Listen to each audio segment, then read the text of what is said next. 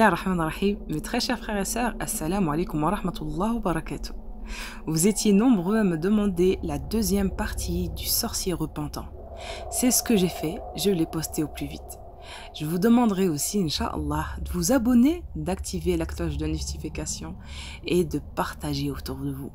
Vous savez, vous êtes nombreux à regarder mes vidéos sans être abonnés.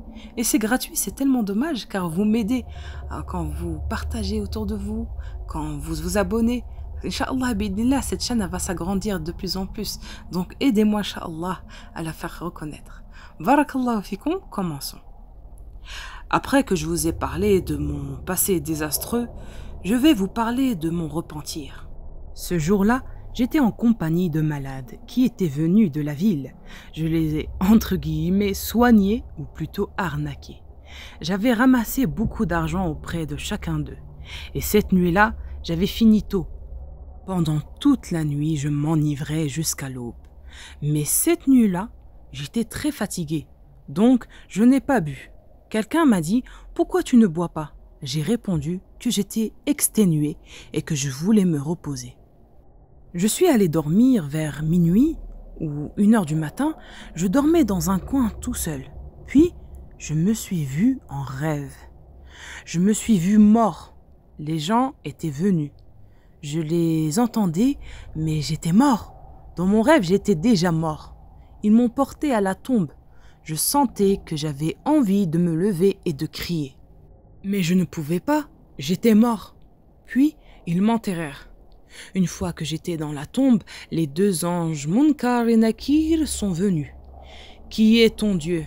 C'est quoi ta religion? Et que dis-tu de cet homme qui a été envoyé pour vous ?»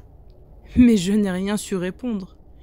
Ils m'ont sorti un chaudron gigantesque, dont la superficie était énorme, très grande. Ce chaudron contenait une matière qui ressemblait à de l'asphalte qui bout. Si vous savez pas c'est quoi de l'asphalte, c'est un mélange noirâtre naturel de calcaire, de silice et du bitume. C'est destiné au revêtement des chaussées. Al-Muhim, c'est du goudron.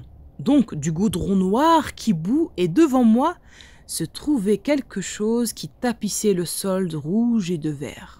Des braises et des flammes terrifiants, et l'on m'a dit « Va faire l'odo, les ablutions, là-bas, et reviens faire la prière ici, sur le tapis du feu. » Si je mettais ma main dans le chaudron, je suis sûr que rien ne remonterait, même pas les os.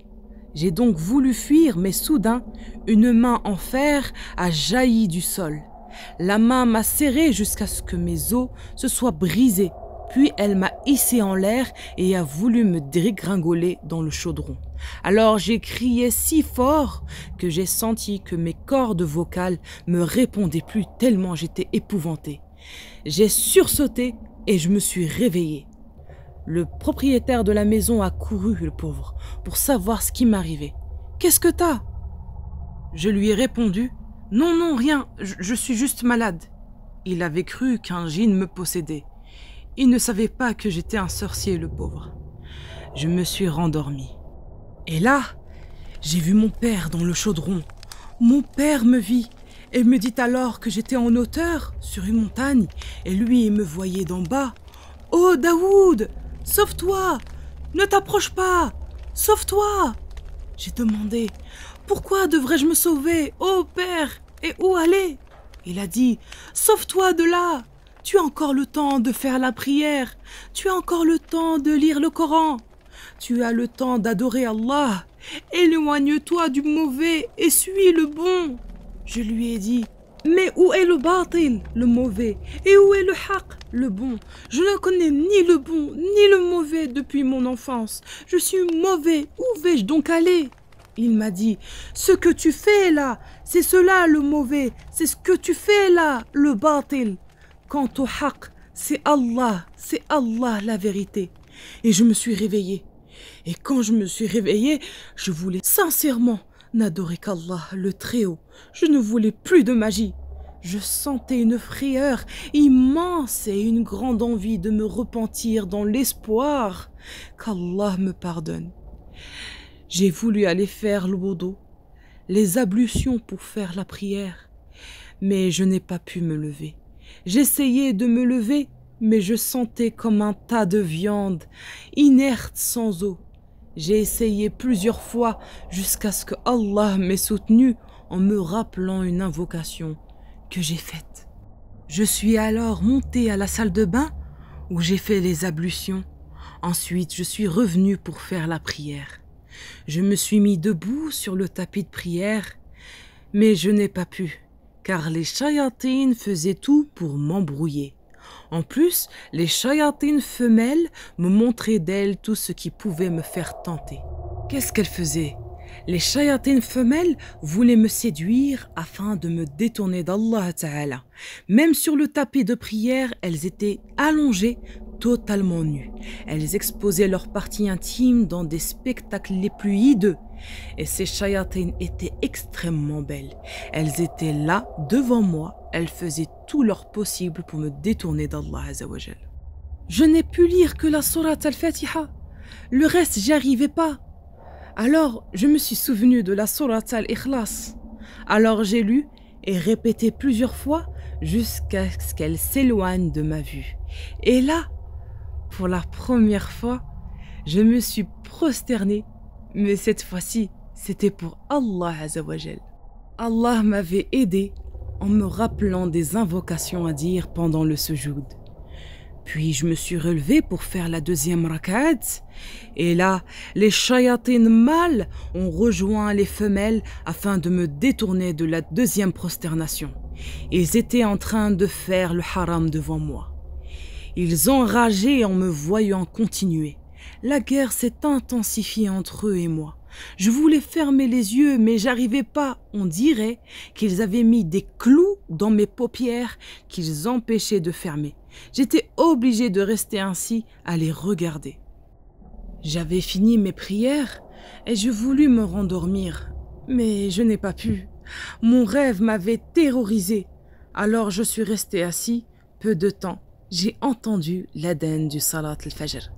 Je me suis dit qu'il faut aller faire la prière. Et c'était là la première fois que je me suis levée à cette heure-là. Avant, j'étais toujours shootée. Je me suis purifiée et je suis sortie à la mosquée pour faire salat al-fajr. Quand je m'apprêtais à rentrer à la mosquée, j'ai senti une force qui me tirait en arrière, me chuchotait « N'entre pas à la mosquée !» Mais j'ai réussi à faire la prière en groupe. Je suis rentrée chez moi, on était le matin du vendredi. J'ai trouvé le café prêt et on m'a dit « Allez, prends ton café et prépare-toi, des gens d'une grande valeur qui t'ont avancé l'argent arrivent. » Mais moi, je me suis résolue de ne plus faire ça, de ne plus faire ce travail. J'ignorais encore le pire que j'allais payer et j'ai payé par la suite. Mais alhamdulillah, Allah m'a aidé subhanahu wa ta'ala. Il ne m'avait pas abandonné. Il m'a mis du nour, une lumière divine dans mon cœur. Mais j'avais une grande difficulté à arrêter du jour au lendemain. Puis j'avais continué à m'enivrer de boissons haram, jusqu'à ce qu'il ne reste peu de temps pour la prière de Jumu'ah, la prière de vendredi. Soudain, j'ai vu mon père à la porte. Il s'était étonné. « Encore ivre? Crains Allah et va donc faire la prière. » Je l'avais vu en vrai, devant moi, c'était pas un rêve, là, debout, en plein jour. Il me disait d'aller faire la prière. Je me suis levée immédiatement. J'ai fait les ablutions et je suis sortie en rentrant à la mosquée. J'ai pris le Coran, j'ai essayé de le lire, mais en vain. Je n'arrivais pas. J'ai fermé le Coran, l'imam est monté sur le minbar et je n'arrivais pas à suivre. J'étais troublée. L'imam avait commencé la khutba du vendredi. Il parlait des magiciens, des charlatans et ceux qui délaissent la prière. Plus il parlait, et je devenais nerveux à tel point que j'attirais toute l'attention des gens. Je sais pas ce qui m'est arrivé, j'étouffais comme si une force m'attirait par derrière, mais Allah m'avait soutenu. Quand je suis sortie de la mosquée, j'étais devenue quelqu'un d'autre. Je n'étais plus le même homme, mais j'avais quand même deux peurs. La première, c'est que le djinn allait me faire à moi ou à ma famille. Et la deuxième, comment j'allais nourrir ma famille. Je ne savais rien faire de plus que la sorcellerie. De quoi allons-nous vivre? Mais je plaçais ma confiance en Allah. Je savais qu'Allah ne m'abandonnerait pas. Ce que je craignais arrivait. Les shayatines m'ont vu me repentir. Et ils avaient vu que j'avais arrêté la sorcellerie. Les gens dehors me voyaient parler tout seul, mais je me disputais avec les shayatines. Et ils me faisaient passer un tabac. Ils me prenaient et me jetaient en haut d'une montagne. Et je dégringolais. C'était très violent. Ils me jetaient partout, sur les rochers, sur les épines, sur les pierres. Et ça en finissait pas. Et les gens savaient très bien que les démons me projetaient d'en haut de la montagne. Mais j'avais aucune égratignure sur moi, rien du tout. Mais j'étais KO à l'intérieur de moi. Un jour, j'étais assis dans un coin et là je vis la femme que je voulais me marier à l'époque. J'étais folle d'elle. Par la suite, elle s'était mariée, mais pas avec moi. Bref, j'étais assis dans un rocher et là je la vis, la femme que j'aimais à l'époque. Elle est passée devant moi, elle m'a dit « Viens, suis-moi ». Je sais pas pourquoi je l'ai suivie. Elle se retourna et me dit « Oh, Daoud, viens donc avec moi au fleuve ». À peine elle m'a parlé que je me suis sentie m'envoler vers elle. Je l'ai suivie jusqu'à monter en haut de la montagne. C'était désertique, il n'y avait personne en haut. Et comme nous étions épuisés par la montée, nous nous sommes arrêtés pour nous reposer sous l'ombre d'un arbre. Mais à l'intérieur de moi, j'ai senti qu'il y avait un truc d'anormal. Quand j'ai voulu la toucher, ses traits ont changé. Ses traits m'ont effrayée. Elle était devenue hideuse et effrayante. Je voulais m'enfuir d'un coup. Elle me montra un morceau de charogne et voulait que j'en mange. Mais moi, je refusais, car je me suis repentie. Elle avait une grande force et pendant la lutte, je dégringolais sur la pente des terrains agricoles. J'arrivais en roulade et retombais sur ma tête. Et les gens me regardaient. Les épis de blé étaient durs, on aurait dit des poignards. Les gens venaient à moi, mais j'avais aucune écorchure. Il y avait aussi une shaytana qui avait pris une apparence humaine, mais son pied était beaucoup plus grand que celui des humains. Ses orteils étaient longs, ses ongles étaient comme ceux des lions. C'était des griffes. El-Mouhim, elle ne me laissait pas tranquille. J'avais tout réparé, le mal que j'avais fait aux gens. Il ne restait personne qui souffre de quelque chose à cause de moi, alhamdulillah. Maintenant, j'offre des cassettes, des livres de Coran. À chaque mois, 10 000 riels, en euros c'est 2345 €, mashallah. Et c'est l'association Al-Islah qui me les verse. J'ai fait beaucoup de conférences, les gens viennent à un nombre incroyable, alhamdulillah. Il y a beaucoup de magiciens qui se sont repentis. Et j'ai perdu ma femme et mes enfants. J'espère qu'Allah m'a effacé mes péchés grâce à cet ibtila, qui m'a énormément été dur pour moi, et qu'il les mette au paradis, ya Rab. Vous savez, ils ne sont pas morts par une mort naturelle, mes enfants et ma femme, non. En vérité, la scène de leur mort a été terrible. Attendez, je vais vous raconter. Je le savais très bien que j'allais le payer de prix fort. Vous savez, quand je me suis repentie, après la nuit du vendredi, les shayatines m'ont demandé de me remettre à la magie, ou sinon, ils s'en prendraient à mes enfants. Mais j'ai refusé. Et j'en ai parlé à ma femme.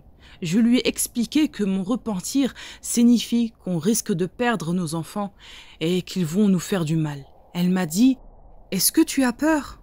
J'ai dit que non. Je n'avais pas peur pour moi, mais pour eux, oui. Car je les aimais beaucoup. Ils étaient si petits. L'aîné avait 9 ans et le dernier en avait 6. Et vous savez ce qu'elle m'a dit ? Ne crains rien. As-tu perdu ta confiance en Allah? J'ai dit non, je n'ai pas perdu la confiance en Allah. Alors mon fils de 9 ans est venu vers moi. Il était en train de jouer. Je le regardais quand soudain il se figea. J'ai vu que ses vêtements gonflaient. Il gonflait. Il cria quand son œil est sorti de son orbite. Son œil est tombé sur sa poitrine et il s'est décomposé et a coulé sur ses vêtements. J'ai jamais eu peur comme ça. J'ai voulu le prendre, mais je n'ai pas pu. Puis mon fils s'est écroulé, même pas, à peine d'une petite minute. Mon autre enfant, de 6 ans, a eu le même sort que son grand frère. Quand j'ai vu ça, j'ai perdu la mémoire. J'étais sous le choc pendant 2 ou 3 mois. La tragédie, sous mes yeux, m'a rendu amnésique. Et j'implore Allah Azzawajal qui me donne mieux et qui me fasse une expiation pour mes péchés. Ensuite, il y a eu la mort de ma femme. Elle était enceinte de son 9e mois. Il ne lui restait quelques jours pour accoucher. Puis d'un coup, le bébé a disparu de son ventre. Et ma femme perda la vie. Voilà, c'était mon repentir. Mon repentir qui a coûté 4 vies. Alhamdulillah, Allah nous a aidés à ouvrir une école coranique. Il y a beaucoup d'orphelins et de pauvres dans cette école. Et n'oubliez pas que si vous lisez souvent le Coran, Allah vous viendra en aide et demandez à Allah et non pas aux charlatans. Car si réellement on pouvait faire quoi que ce soit, on le ferait d'abord pour nous. Mais ce n'est qu'illusion. Craignez Allah, qu'Allah vous guide et qu'il vous bénisse les pas que vous faites sur sa voie, Inch'Allah. Regardez mes très chers frères et sœurs, subhanallah, qui aurait donc cru que cet homme allait quitter le monde obscur de la magie et du shirk pour aller vers la lumière de la foi et de la guider. Mes très chers frères et sœurs, n'oubliez pas de faire beaucoup d'invocations et d'implorer Allah de vous accorder la guérison et n'oubliez pas de faire les adkar, invocations, du matin et du soir et de faire vous-même la ruqya. Au revoir mon frère Daoud et nous supplions Allah de te stabiliser sur le bon chemin.